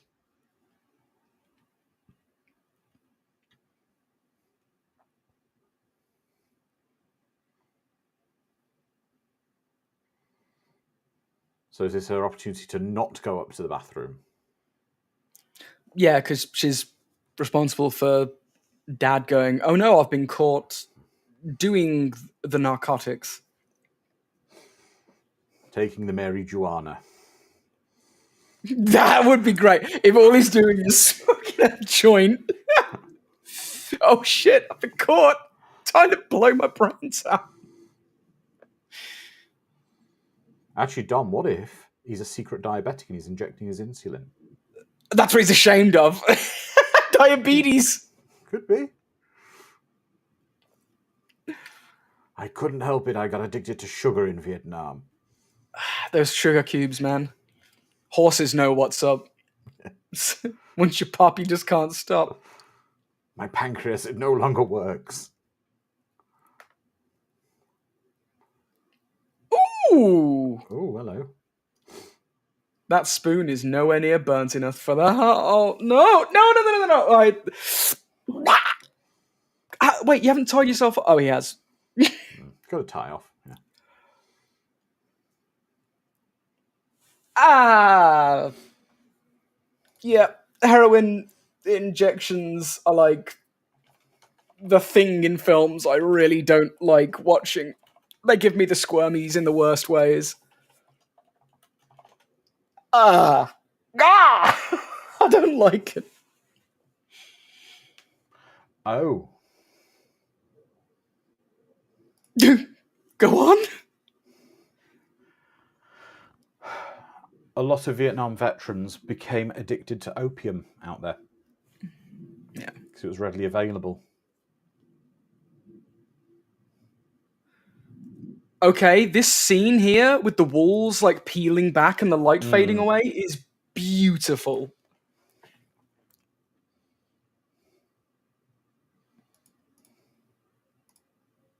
And that musical swell as well. It's nice to hear something because it's been kind of a void throughout the film. So she's made peace. Yeah. David Yeah, because you're made going to sneak up on someone in that truck. it's the vehicle of espionage. Yeah.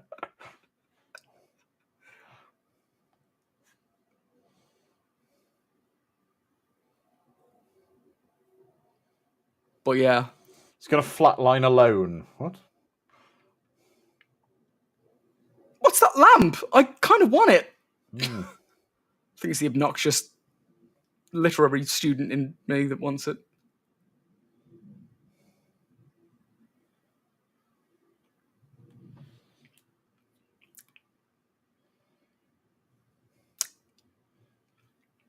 I think it's a lost opportunity for Nelson not to laugh at the kid in the tree with a.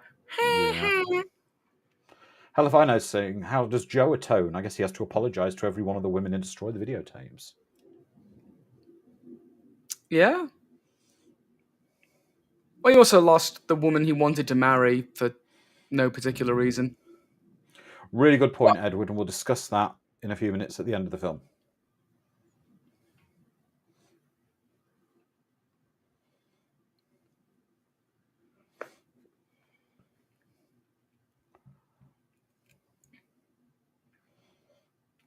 That's a weird run.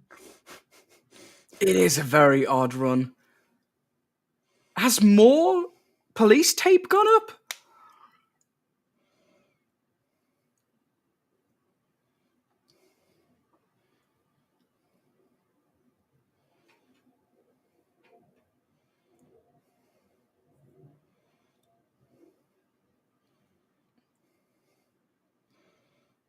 Also a weird run.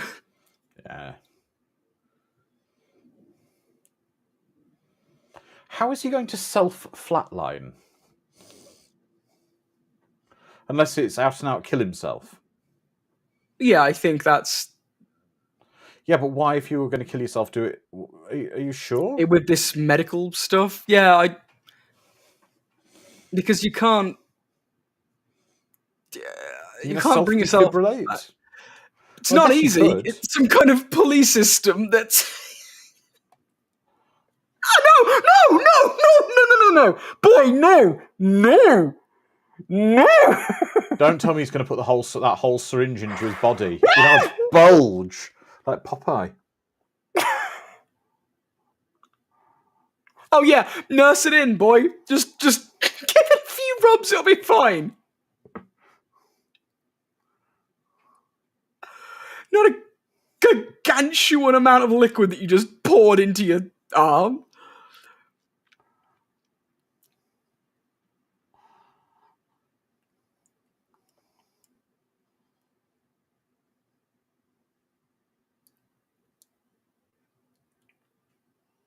Or does he feel that going into his dream, going into the flatline world, he can apologise to Billy there.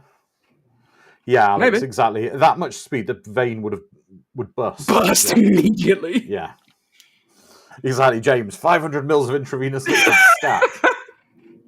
I'm surprised it wasn't Mountain Dew or something. Honestly, I think that's what this film needs. It needs like a reanimator-style liquid, a genius substance that helps them cross over.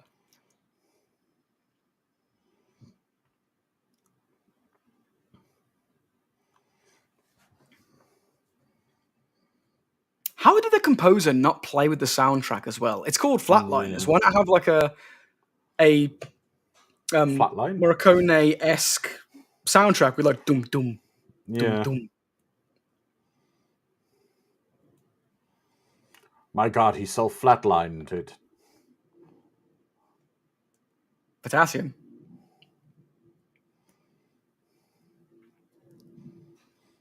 He's eaten 600 bananas. All at once. The radiation will kill him.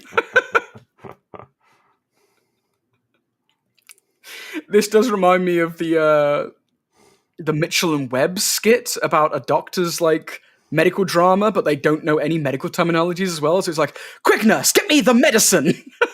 Doctor, we're all out of medicine.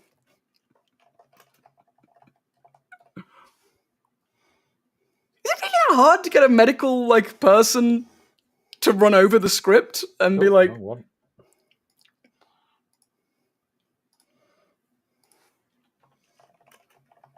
oh yeah, his trachea's too tight? Yeah, his chest hair didn't catch on fire. Yeah.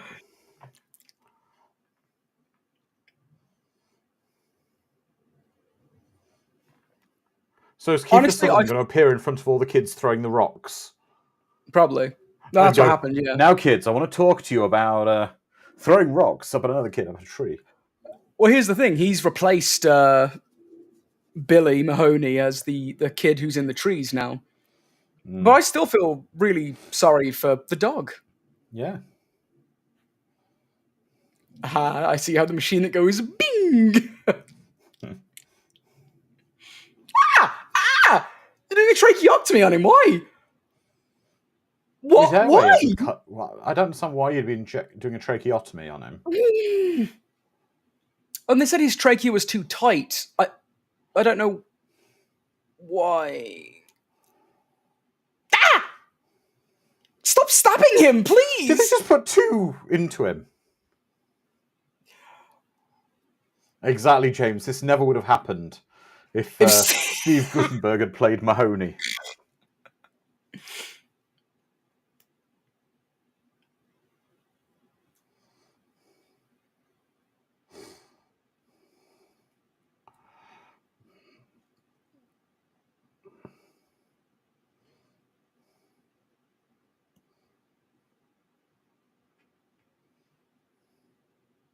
Oof.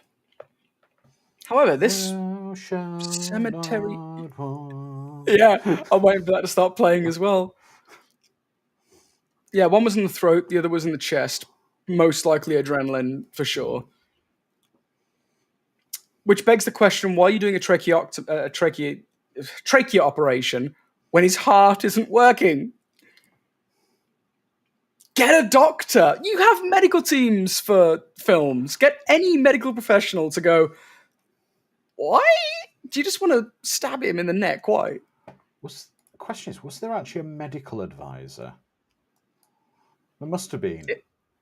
If so, fire that man.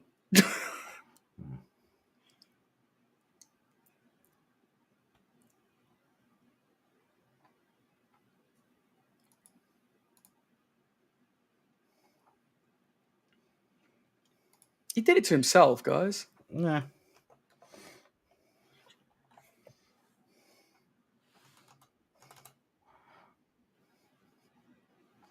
Do you know something? I've just had a look on IMDb, and I can't find a medical advisor credited. That actually makes me kind of glad, because I'd be concerned. James is saying the medical advisor was Dr. Sexy, MD.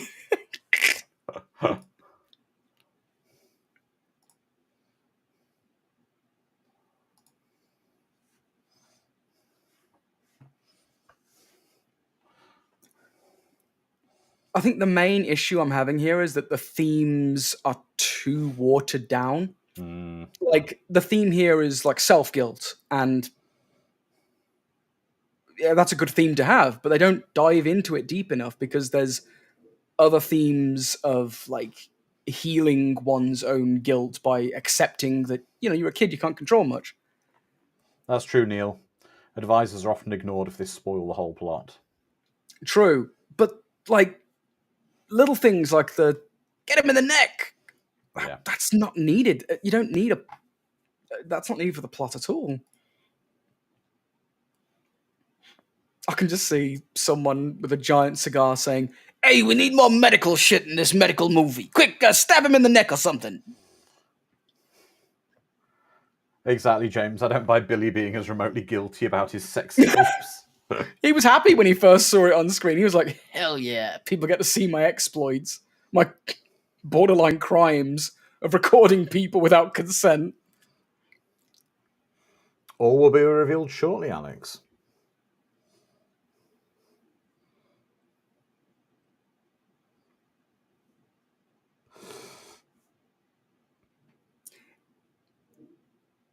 His veins have burst completely. What did you inject in yourself? Got him. He's a vegetable now, but we've got him.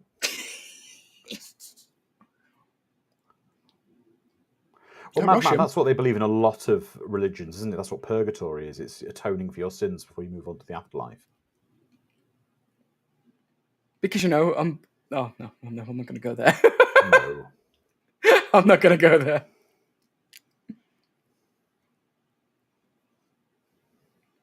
Kind of a refrigerated vegetable. It looks chilly in there. Mm-hmm. Quickly! Inject him with 600 cc's of Pepto-Bismol. The potassium? Yeah.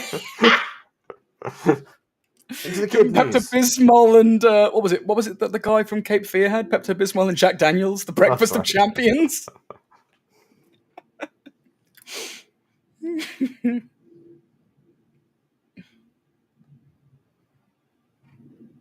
No, Sharon Platt's character never went under. He was the clever one. Mm-hmm.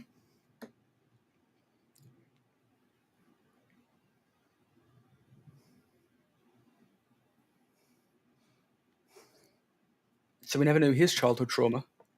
No.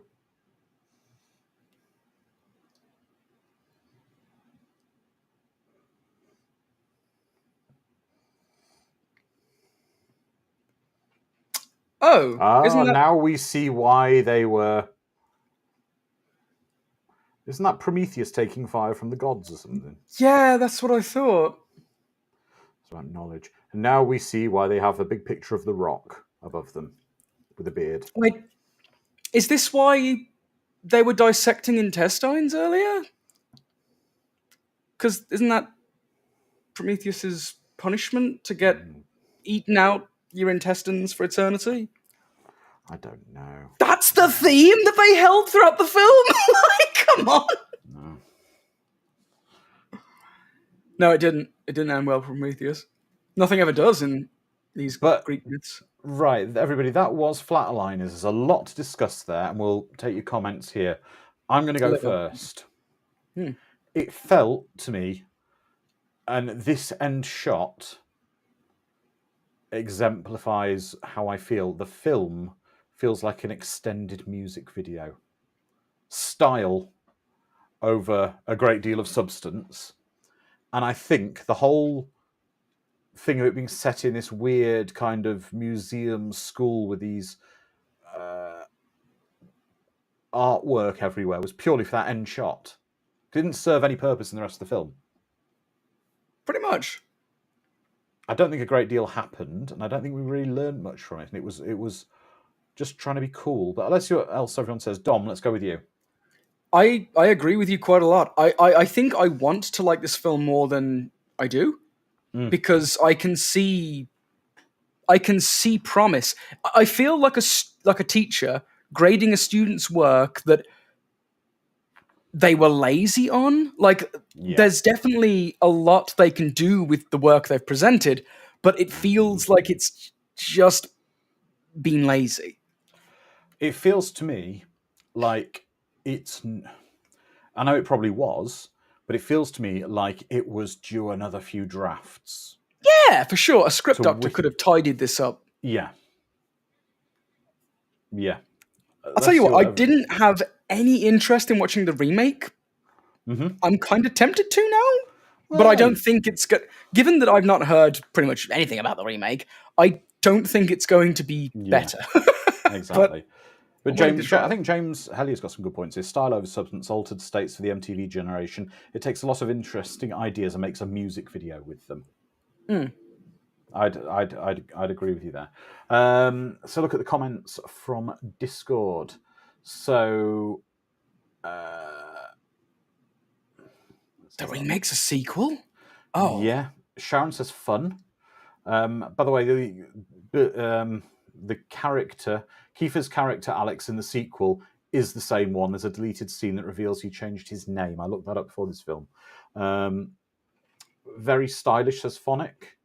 Calbot, the substance was there, but got buried in style. Sharon, I liked it a lot. Mad Matt, this movie made me question, is there life after boredom? Mr. Fur's a great cast, great premise. It dragged at parts, and the themes either beat you over the head or not clear enough. Sharon saying, it takes me back a time in my life when I watch it. Well, that's cool, Sharon, because maybe it's one of them you had to be there things. Alex, I wanted to like this on a rewatch. 2017, haven't seen it recently, it's actually a better film. Eric, it's still a nice watch, but not as great as I remembered. Neil saying the VHS box of this film looked cool.